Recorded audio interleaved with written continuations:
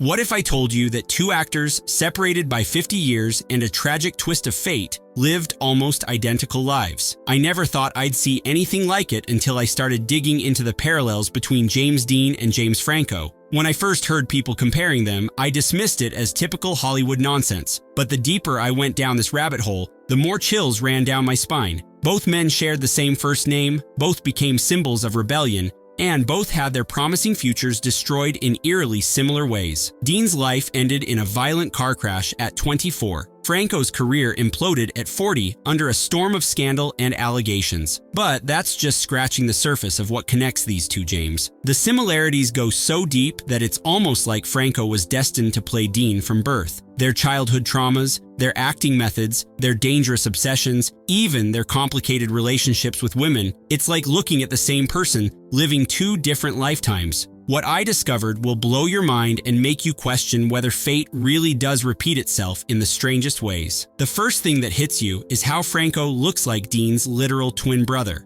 I really didn't think much of celebrity lookalikes until I saw the side-by-side photos. It's not just the facial features, it's everything. The same intense eyes that seem to pierce right through you. The same slight smile that hints at secrets you'll never know. Even the same way they both held cigarettes like they were making some kind of statement. But here's where it gets really wild. When casting directors were looking for someone to play Dean in the 2001 TNT biopic, they auditioned 500 actors. 500! And Franco didn't just look the part, he transformed into Dean so completely that people thought they were watching actual footage of the dead actor. Franco went from being a non-smoker to burning through 2 packs of cigarettes a day, bleached his dark brown hair blonde, and learned to ride motorcycles just like Dean had. To nail Dean's mannerisms, Franco spent hours studying with Dean's actual friends and associates. He watched Dean's 3 films obsessively and cut off contact with his own family and friends during filming. The physical transformation was so convincing that when the movie premiered,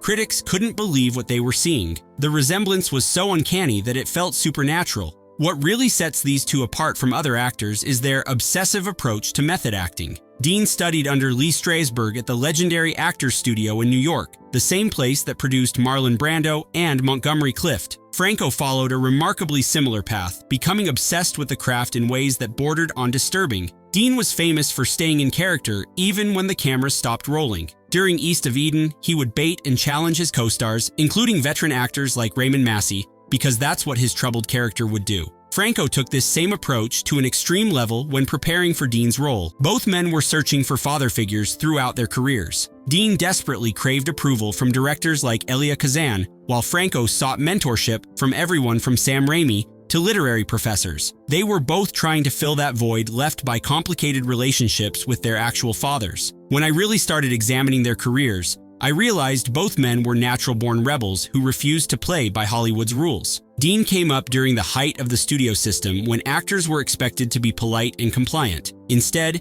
he showed up to meetings in torn jeans and leather jackets, chain-smoked during interviews, and openly challenged directors. Franco took a similar approach, but in a different era. While other young actors played it safe with franchise films, Franco deliberately chose weird, challenging projects. He'd appear in big-budget Spider-Man movies, then immediately pivot to avant-garde art films that nobody understood. The studio executives never knew what to do with either of them. Dean famously clashed with Warner Brothers, refusing to play their publicity games. Franco confused everyone by enrolling at Columbia University for graduate school while filming major movies. Here's something that absolutely blew my mind when I discovered it. Both men had dangerous obsessions that defined their public personas. Dean became obsessed with speed and motorcycles, spending his free time racing through California highways on his bike or behind the wheel of increasingly powerful sports cars. Franco developed his own set of risky behaviors, but his were more psychological and social. He became notorious for pursuing younger women, often students, and putting himself in situations that were bound to backfire.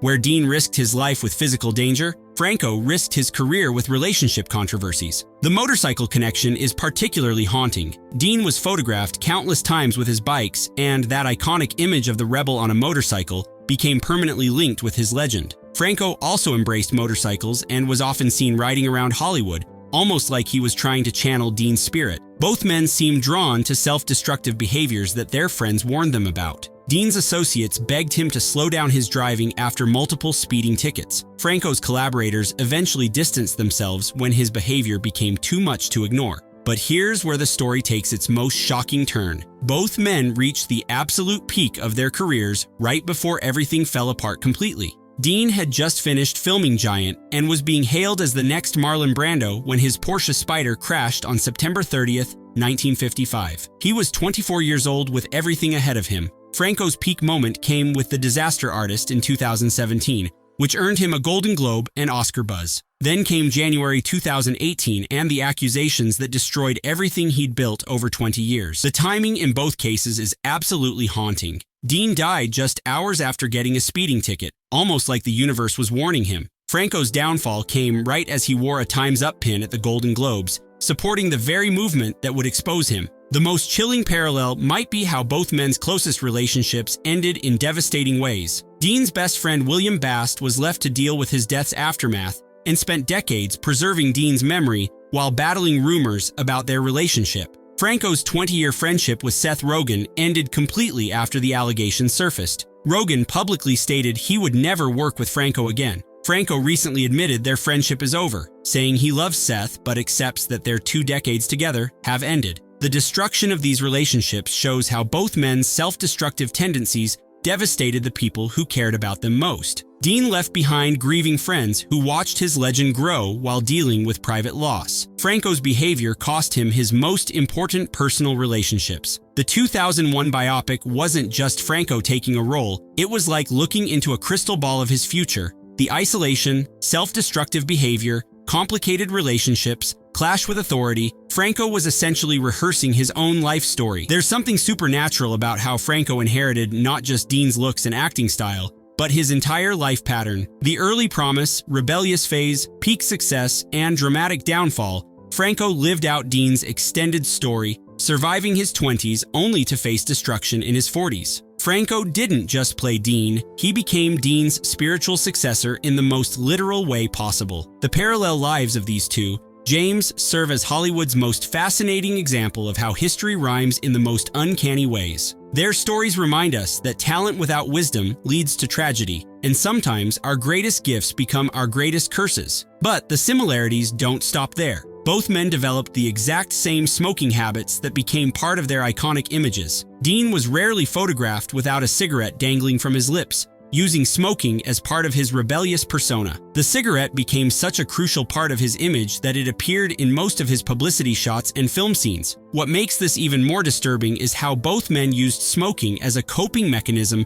for their underlying emotional problems. Dean's chain smoking was really about managing his anxiety and feelings of inadequacy. Franco seemed to use it the same way, as a tool for dealing with the pressure of maintaining his multifaceted career and complex public persona. Their relationship with motorcycles tells an almost identical story. Dean bought his first bike as a teenager in Indiana, riding through cornfields to escape his feelings of isolation and abandonment. The motorcycle represented freedom from the suffocating expectations of his conservative relatives and the small-town mentality he despised. Franco embraced motorcycles in Hollywood for remarkably similar reasons. He was often photographed riding around Los Angeles, and the bike seemed to represent his rebellion against the typical pretty boy actor image. Just like Dean, Franco used motorcycles as a way to feel authentic and dangerous in a world full of artificial personas. Even their sleeping patterns and work habits were eerily similar. Dean was notorious for being a night owl who would stay up all night reading scripts, studying his characters, or just driving around Los Angeles. He struggled with insomnia and would often show up to sets exhausted from staying awake for days.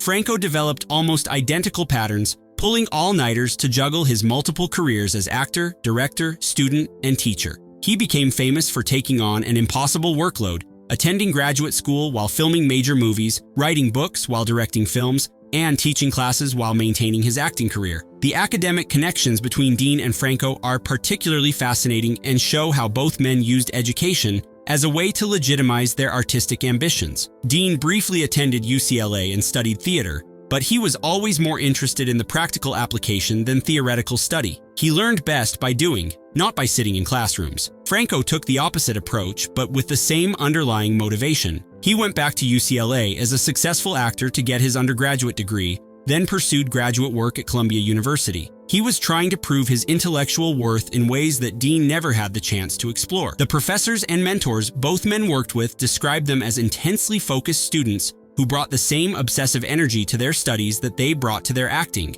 Dean impressed his theater professors with his commitment to understanding characters on a deep psychological level. Franco's professors noted his ability to connect academic theory with practical artistic application. What's really striking is how both men's artistic ambitions extended beyond just acting into directing and creative control. Dean was developing plans to start his own production company and had specific ideas about the kinds of films he wanted to make. He talked about wanting to direct projects that dealt with real social issues and authentic human emotions. Franco actually achieved what Dean was planning to do, directing multiple films and developing his own production company. But Franco's directorial work often felt like he was channeling Dean's artistic vision, focusing on outsider characters, unconventional narratives, and challenging social topics. The critical reception of both men's work follows similar patterns too. Dean's performances were praised for their emotional authenticity and raw intensity, but some critics felt he was too mannered and self-conscious. Franco's acting has been described in almost identical terms, praised for his commitment and range, but criticized for sometimes seeming overly calculated. Both men struggled with the balance between authentic expression and calculated performance. Dean worried about being typecast as a rebel and tried to show range in his later films. Franco constantly tried to prove his versatility by taking on wildly different projects, but this sometimes made his choices seem more about proving a point than serving the story. The influence both men had on their respective generations of actors is remarkable and shows how their impact extended far beyond their own careers. Dean inspired countless actors who came after him, from Elvis Presley to Johnny Depp, all of whom borrowed elements of his rebel persona and emotional intensity. Franco had a similar effect on actors who emerged in the 2000s and 2010s. His willingness to mix commercial and art house projects inspired other young actors to take creative risks with their career choices. His academic pursuits made it acceptable for actors to be intellectuals and pursue multiple artistic interests simultaneously. But the dark side of both men's influence can't be ignored.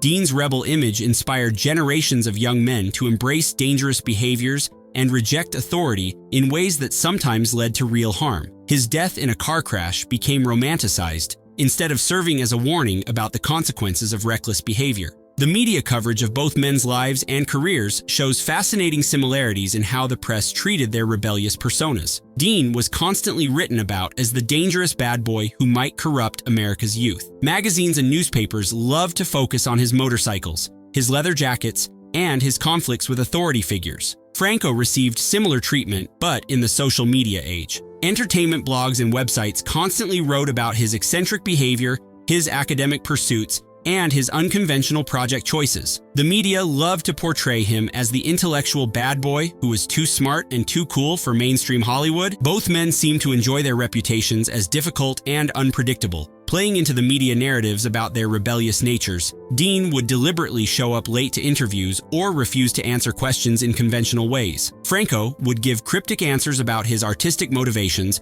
or make seemingly random career choices that kept everyone guessing. The geographical connections between these two men add another layer to their parallel stories. Both spent crucial parts of their lives in California, specifically in areas around Los Angeles, but both also had important connections to other parts of the country that shaped their identities. Dean was born in Indiana, but moved to California as a child, then returned to the Midwest after his mother's death. This back and forth between coasts gave him a unique perspective on American culture and informed his portrayals of characters caught between different worlds. Franco was born and raised in California, but spent significant time on the East Coast for his education and early acting work. Like Dean, he developed this dual perspective that allowed him to understand both the glamorous Hollywood lifestyle and the more grounded, intellectual East Coast mentality. The family dynamics that shaped both men's personalities are remarkably similar and help explain their later relationship problems. Dean's father was emotionally distant and disapproving of his son's artistic ambitions, preferring that Dean pursue something more practical and stable. This rejection created Dean's lifelong need to prove himself and seek approval from father figures. Franco's relationship with his parents was less openly hostile but equally complicated. His academic, liberal family supported his education,